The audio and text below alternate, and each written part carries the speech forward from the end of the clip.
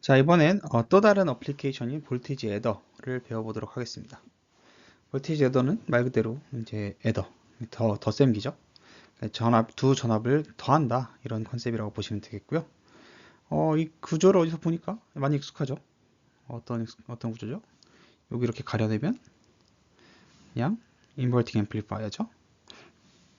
근데 인버팅 앰플리파이어인데 인풋이 두 개인 그런 앰플리파이어다라고 보셔도 되겠습니다. 그래서 만약에 아이디어라는 상태라면 X가 그라운드가 되죠. 그래서 인버팅 앰플리파이어와 마찬가지로 이 R트에 흐르는 전류는 V1분의 R2가 될 거고요. X가 그라운드니까. R1에 흐르는 커런트는 V2분의 R1이 되겠죠. 그리고 이 두 커런트 모두 이쪽으로는 못 지나가니까 결국 RF를 통해서 흘러나갈 거고요. 그래서 이 두 개의 커런트가 합쳐진 값이 RF를 지나서 이런 값을 도출해내게 되겠죠. 그래서 요 R분의 RF라는 개인을 제외한다면 정확하게 애더가 되는 거죠.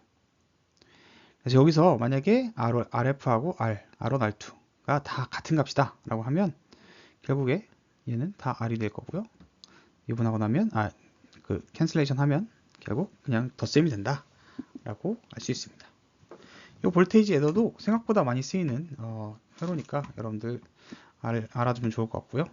그리고 눈치 당연한 얘기일 수도 있는데 여기다 하나를 더 달고 저항을 하나 더 달면 3개에 대한 저항이 덧셈이 되겠죠. 이런 식으로 더 확장할 수도 있다 라는 것을 배울 수 있습니다. 자, 이번 어플리케이션은 프리시전 렉티파이어라는 겁니다.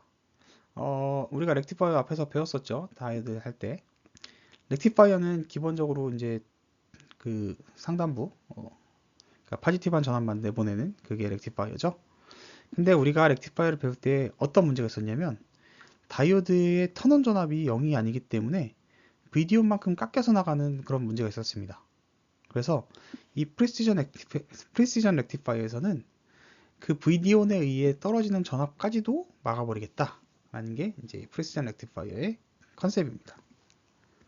사실 렉티파이어를 보통 쓰는 이유가 앞에서 얘기한 것처럼 우리가 렉티파이어는 사실 파워가 AC로 들어오면 그걸 DC로 바꾸기 위한 하나의 그 과정 중에 한 스텝인데 사실 이 프리시전 렉티파이어는 그런 애플리케이션을 쓸 수는 없습니다. 이제 배워보면 알겠지만 얘는 그 인풋의 파형만 따라가는 것 뿐이지 인풋이 아웃풋으로 다이렉트로 파워를 줄 수 있는 구조는 아니기 때문에 그 렉티파이어 우리가 배웠던 다이오드를 통한 렉티파이어랑은 어플리케이션 자체가 많이 다르다라고 보면 될 것 같습니다. 얘는 단순히 파형만 따라간다. 이런 차이가 있다는 건 알아뒀으면 좋겠습니다. 그래서 얘는 어떻게 파형을 따라가나 한번 봅시다. 프리시전 렉티파이어는 이렇게 생겼습니다. 얘도 우리가 배웠던 인버팅 앰플리파이어랑 흡사한 부분이 있지만 다른 부분이 많이 다르죠.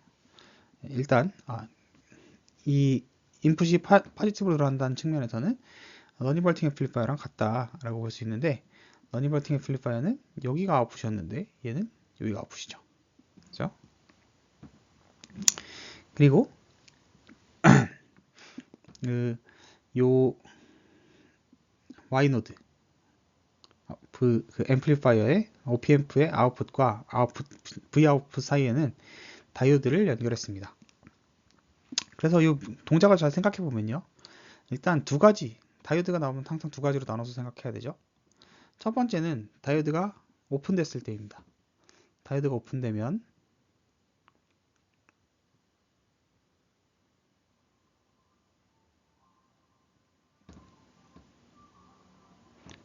이렇게 되죠.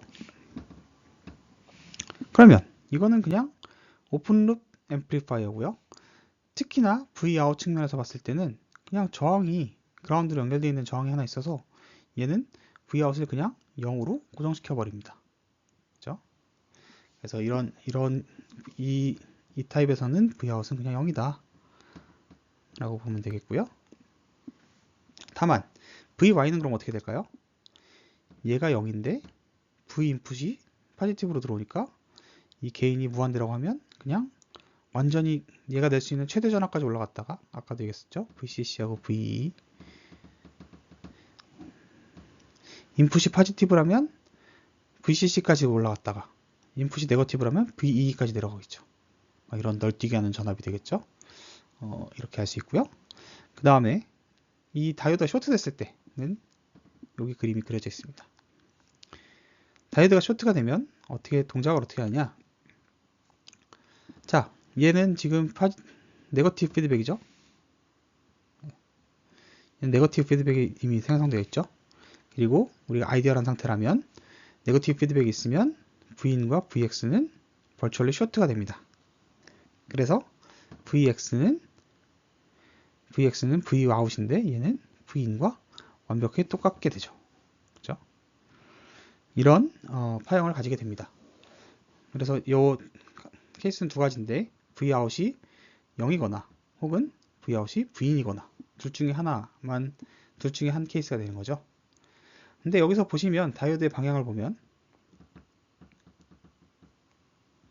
다이오드가 켜지려면 VY가 Vout보다 커야 됩니다. 일반적으로 지금 Vout, 그러니까 다이오드가 꺼져 있는 상태, 즉 이게를 오픈으로 봤을 때는 Vout은 0V고요. 그래서 VY가 0보다 커야지만 얘가 쇼트가 되면서 이 회로로 다시 돌아가게 되는 거죠. 그래서 Vout이 아니라 VY가 0보다 커야 되고 이 오픈된 시점에서 VY가 0보다 크려면 아까도 얘기했었던 것처럼 얘는 파지티브 너인버팅 앰플리파이어의 성격을 가지기 때문에 인풋이 0보다 크면 VY가 VCC까지 올라가고 V 인풋이 0보다 작으면 VY가 마이너스 네거티브까지 갈 수 있겠죠.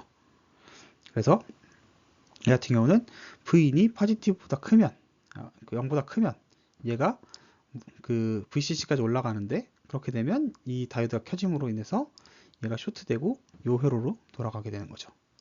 그래서 인풋이 0보다 크면 요 부분에서 Vout은 V인을 따라가는 거고요.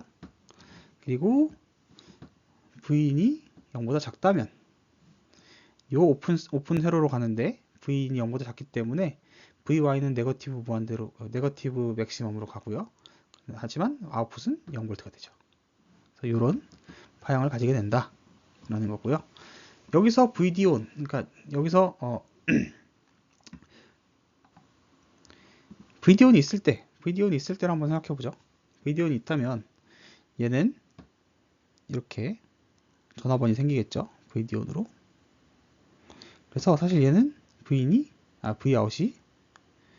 Vin 플러스 VDON이 될 겁니다. 그러면 아까 얘기했던 것처럼 이거는 지금 우리가 얘기했던 것처럼 다이오드에 대한 전압 드랍량을 캔슬레이션 하기 위해서 렉티파이어를 만든 건데 그렇게 동작하지는 않죠. 네, 갑자기 녹화가 끊겼는데 네, 동작하지 않죠.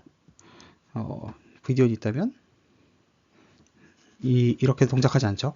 근데 이거는 여러분 요 그림을 봤을 때는 당연히 동작을 안 하는데 어떤 차이가 있냐면요. 사실 Vout은 여기가 아니라 여기입니다. 그렇죠? 그래서 얘는 VY죠. 그래서 이 그림에서는 만약에 VDON을 생각한다면 이런 구조를 거쳐야 됩니다. 그래서 얘는 VDON이 있건 없건 간에 버추얼 쇼트로 Vout이 V인에 의해서 드라이빙 되게 되므로 이 Vout은 계속 VDON에 관계없이 V인을 정확하게 따라갈 수 있다 라는 거. 그래서 이게 프리시전 렉티파이어라고 부른다 라는 거 알아두셨으면 좋겠습니다. 네, 이 회로에서는 프리시전 렉티파이어를 인버팅 앰플리파이어 타입으로 구현한 결과입니다. 그래서 여기서도 동작은 꽤 비슷한데 인버팅 앰플리파이어에서 R2 자리에 D1을 대체해서 넣었습니다. 그래서 이거는 V인이 만약에 파지티브한 전압이 들어온다면 X 전압은 항상 버추얼리 그라운드라서 그라운드고요.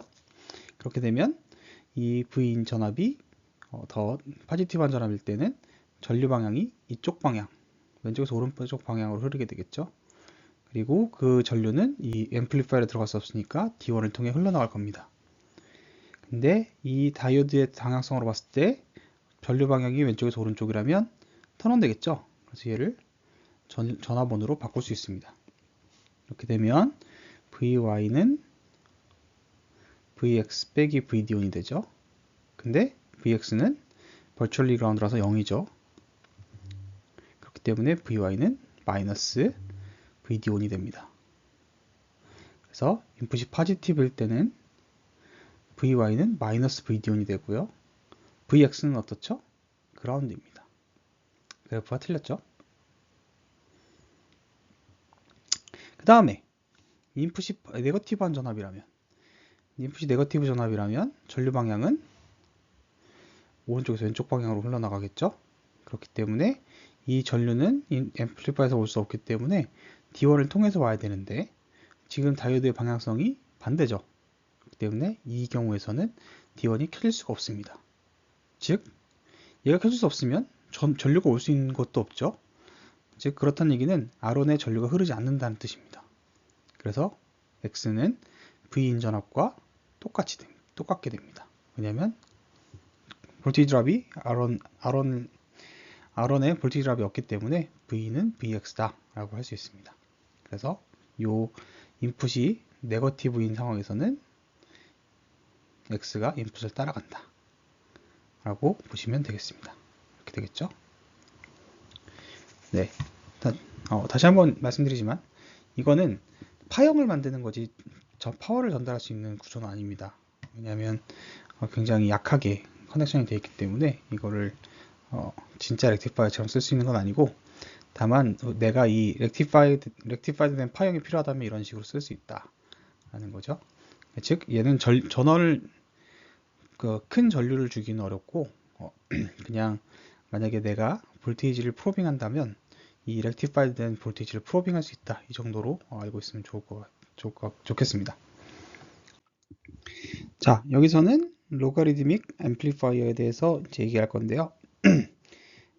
앰플리파이어인데 로그 스케일을 따르는 그런 앰플리파이어를 나타내는 거고요. 이 회로에서 보시면 아시겠지만 또 얘도 인버팅 앰플리파이어의 하나의 인버팅 앰플리파이어 비슷한 인버팅 앰플리파이어를 기반으로 한 회로입니다. 그래서 인버팅 앰플리파이어랑 똑같이 이 인풋이 전압이 걸리고 X가 피드백이 걸려있기 때문에 버추얼리 그라운드가 된다고 치면 이 전류가 V인 R1분의 V인 만큼의 전류가 흐를 거고요. 이 전류가 고스란히 BJT를 통해서 흘러나가야 됩니다. 여기 보시면 이 BJT의 컬렉터가 이 X노드와 연결되어 있고 베이스는 그라운드, 그 다음에 에미터는 Vout에 연결되어 있습니다.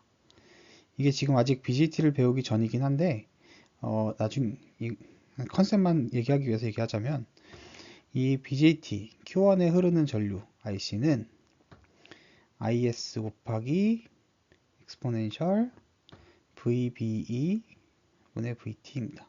나중에 이 슬라이드는 다시 이 BJT를 배우고 다시 돌아와서 한번 더 보면 좋을 것 같긴 합니다. 이런 수식을 따르는데요. VB는 VB 빼기 VE입니다. 여기가 베이스, 여기가 컬렉터, 여기가 에미터거든요. 그래서 여기서 보시면 VB라는 건 베이스 전압 빼기 에미터 전압이기 때문에 얘는 IS 곱하기 exponential 0 마이너스 Vout의 VT다. 이렇게 됩니다. 그리고 IC는 아까 얘기한 것처럼 R1분의 V인이 되는 거죠. 그래서 이 양단에다 로그를 씌워줍니다. 즉 ln을 씌워주면